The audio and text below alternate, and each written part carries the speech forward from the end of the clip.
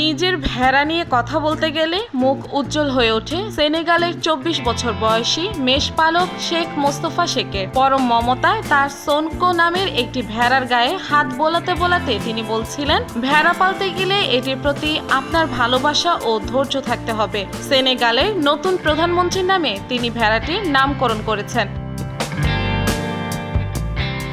Sonko কোনো সাধারণ ভেড়া নয়, এটি স্থানীয় লাদুম প্রজাতির ভেড়া। এই প্রজাতির এক একটি ভেড়া বিলাসবহুল ফেরারি গাড়ির চেয়েও দামি। রাজকীয় চেহারার এই ভেড়ার ওজন ৩৯৭ পাউন্ড বা ১৮০ কেজি। এ কারণে প্রজাতিটি পশ্চিম আফ্রিকার উপকূলীয় দেশগুলোর মেষপালকদের কাছে অনেক জনপ্রিয়।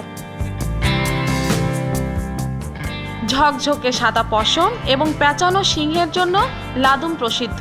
পবিত্র ঈদুল আজহা বা কোরবানি ঈদের সময় এই প্রজাতির ভেড়া জবাই দেওয়া হয় না।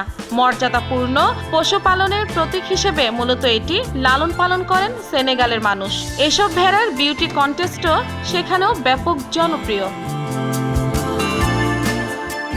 সেনেগালের খুব কম মানুষেরই লাদুম কেনার সক্ষমতা আছে। দেশটির মাথাপিছু জিডিপি $১,৬০০ কম। লাদুম জাতের এক একটি ভেড়ার দাম $৭০,০০০ পর্যন্ত।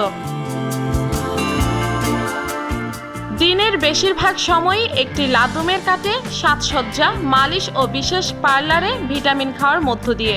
এমনই একটি পার্লারের মালিক বালা গাদিগা। তিনি তার মা বাবার কাছ থেকে ভেড়া পালনে উৎসাহিত হয়েছেন। বালা গাদিগার সবচেয়ে পছন্দের ভেড়ার নামটি বিআরটি। সেনেগালের রাজধানী ডাকারে চলাচল করা বাস সার্ভিসের নামে তিনি এটির নামকরণ করেছেন।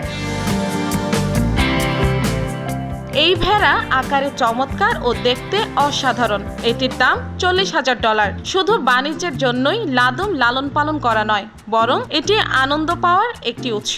আফ্রিকা মহাদেশের সব দেশ থেকেই তার কাছে এই প্রজাতির ভেড়ার গ্রাহকেরা আসেন বলেও তিনি জানান।